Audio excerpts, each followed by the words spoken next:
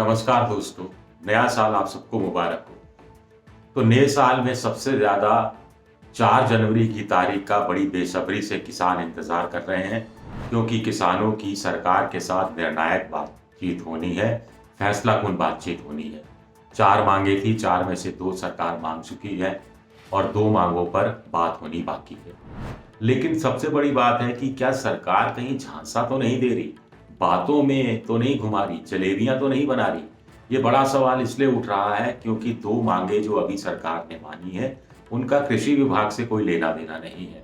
पराली प्रदूषण के तहत, प्रदूषण पर्यावरण मंत्रालय के तहत ये चीजें आती हैं, कृषि विभाग से इसका कोई सीधा सीधा लेना नहीं देना नहीं है। जिसमें सरकार ने कहा है कि जो मुआवजा है 1 करोड़ रुपए का और 5 साल की सजा है, वो प्रावधान खत्म कर दिया जाएगा। बिजली वाला जो बिल है वो तो अभी ड्राफ्ट की स्टेज में है, वो भी कृषि मंत्रालय से सीधा सीधा उसका वास्ता नहीं है, वो ऊर्जा मंत्रालय के तहत आता है। वैसे भी कुछ जानकारों का कहना है कि सब्सिडी बिजली पर देना, चूंकि जीएसटी के तहत बिजली नहीं आती है, इसलिए राज्य सरकारों पर निर्भर करता है कि वो अपने खजाने से कितनी सब्सिडी किसानों को बिजली पर देते हैं, और भुगतना भी उन्हें ही पड़ेगा, केंद्र उनको कुछ अपनी तरफ से नहीं देगी। तो कोई बड़ी चीज नहीं है। इस बहाने सरकार ने किया ये है कि जो छोटे लघु सीमांत किसान है, उनके बीच में कहीं ना कहीं सेंधमारी की कोशिश की है, क्योंकि उनका ज्यादातर पराली से भी लेना देना है और बिजली की सब्सिडी से भी लेना देना है। अब इस बात में कितनी सच्चाई है ये नहीं हम पुख्ता तौर पर इस बात पर नहीं कह सकते, लेकिन मोटे तौर पर ऐसा माना जा रहा है। अब बात करते हैं 2 बड़ी मांगों की। गौर से सुनिएगा इसमें सरकार का जो रुख है। पहली मांग है किसानों की कि तीनों कानूनों को रद्द किया जाए।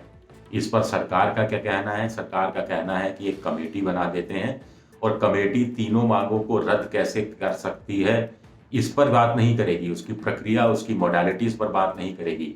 कमेटी ये तय करेगी, आप ध्यान से सुनिएगा, कमेटी ये तय करेगी कि किसानों ने जो ये मांग रखी है तीनों कानूनों को रद्द करने की, ये संविधान के हिसाब से तर्कसंगत है या नहीं, कॉन्स्टिट्यूशनल वैलिडिटी इसकी क्या है, यानी संवैधानिक आधार इसका क्या है, ये चीज तय करेगी कमेटी।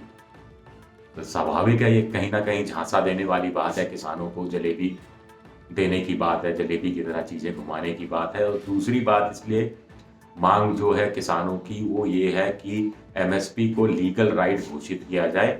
इस पर भी सरकार ने साफ साफ कुछ नहीं कहा है, एक कमेटी बनाने की बात की है और कमेटी विकल्प सुझाएगी। कमेटी ये नहीं सुझाएगी कि लीगल राइट कैसे बनाया जा सकता है, कमेटी अलग अलग विकल्प सुझाएगी। किसानों ने भी, हमने सुना है कि वार्ता के दौरान कुछ अपनी तरफ से सुझाव भी दिए हैं। जैसा कि जानकार कह रहे हैं कि एक सुझाव सरकार के पास आया है कि जिसके अंदर प्राइस गारंटी स्कीम है, प्राइस गारंटी स्कीम को सरकार ठीक नहीं मानती। सरकार को लगता है कि व्यापारी प्राइस गारंटी स्कीम के तहत क्यों किसानों से खरीदेंगे, क्यों मजबूर होंगे खरीदने के लिए, इसकी कोई गारंटी नहीं है। दूसरा, सारा माल अगर सरकार खरीद लेगी तो सरकार की भूमिका एक तरह से ट्रेडर जैसी हो जाएगी, वो सरकार को मंजूर नहीं है। इससे पहले हमको बता दें कि कमेटी क्या करेगी इस मांग को लेकर। कमेटी एमएसपी की स्थिति का आंकलन करेगी, एमएसपी की मौजूदा स्थिति क्या है इसका आंकलन कमेटी करेगी, और जो सुझाव वो हैं उनको, उनके हिसाब से वो तय करेगी कि किसानों को ज्यादा मुनाफा कैसे हो सकता है। यानी एमएसपी को लीगल राइट बनाने की बात नहीं होगी, लीगल राइट की बजाय मैकेनिज्म कि अभी क्या है इसका अध्ययन करेगी और किसानों को क्या फायदा और हो सकता है उसका अध्ययन करेगी। दूसरा एक प्रस्ताव आ रहा है भावांतर योजना का, यानी एमएसपी से नीचे अगर किसान की फसल खरीदी जाती है तो जो बीच का जो फर्क है उसकी भरपाई किसान करेगी, माफ कीजिएगा, सरकार करेगी। मध्य प्रदेश में ये भावांतर योजना चल रही है, जिसमें बहुत गड़बड़ियां भी सामने आ रही हैं, बहुत सारे लीकेज भी सामने आ रहे हैं। जानकारी हो देना मैं अपना फर्ज समझता हूं कि एमएसपी को लेकर भी तो तिलहन है, जिसमें सोयाबीन है, मूंगफली है, इसमें भी सरकार ने इस तरह की स्कीम कुछ मात्रा में लागू कर रखी है, और इसके तहत भी जो फर्क है एमएसपी और सरकारी जो रेट है उसके बीच का, जो एमएसपी का में फर्क जो है और जो बाजार भाव में किसान का माल बिकता है उसके बीच के अंतर को सरकार बांटने की कोशिश करती है।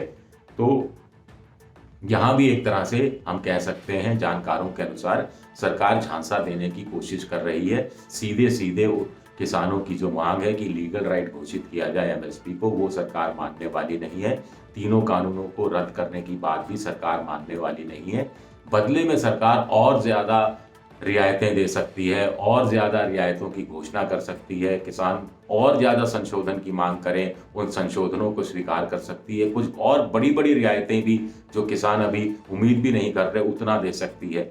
एक कृषि विभाग के एक अधिकारी का एक कोट छपा है एक अखबार में, स्वाभाविक है नाम नहीं है। उनका कहना है कि अभी सरकार आमतौर पर गेहूं, चावल, तिलहन की कुछ चीजें और दाल, ये किसानों से एमएसपी पर खरीदती है। 2,80,000 करोड़ रुपया इस पर खर्च होता है।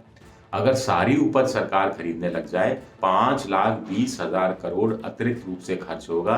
यानी 5,20,000 करोड़ और 2,80,000 करोड़, कुल मिलाकर 8 लाख करोड़ रुपया सरकार का खर्च होगा अगर वो एमएसपी पर सारी चीजें, सारे क्रॉप खरीदना शुरू कर देती है तो।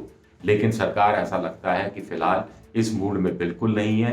किसानों को झांसा देने की बात मैं बार बार इसलिए कह रहा हूं क्योंकि किसानों के कुछ प्रतिनिधि भी यही बात कह रहे हैं। किसानों के एक दो प्रतिनिधियों ने अच्छी बात कही कि उनका कहना है कि किसान, सरकार को इसे अपना प्रेस्टीज इश्यू, प्रतिष्ठा का सवाल नहीं उठाना चाहिए। वो किसी प्रतिद्वंदी राजनीतिक पार्टी के साथ बात नहीं कर रहे, किसी प्रतिद्वंदी राजनीतिक पार्टी के साथ पॉलिटिकल स्कोर करने की कोशिश नहीं कर रहे। वो आम जनता से, सोसाइटी से बात कर रहे हैं। वो अर्थव्यवस्था से मुखातिब हो रहे हैं और एक ऐसे बहुत बड़े वर्ग से मुखातिब हो रहे हैं जो बहुत बड़ा वोट बैंक भी है और जिसका देश की अर्थव्यवस्था में अपना अलग योगदान है। तो सरकार को प्रतिष्ठा का सवाल नहीं उठाना चाहिए और किसानों की बात मान लेनी चाहिए। क्या सरकार भी ऐसा कर पाएगी, किसानों की बात मान पाएगी, ये देखना दिलचस्प रहेगा। 4 जनवरी का हम इंतजार करते हैं किसानों के साथ साथ। शुक्रिया।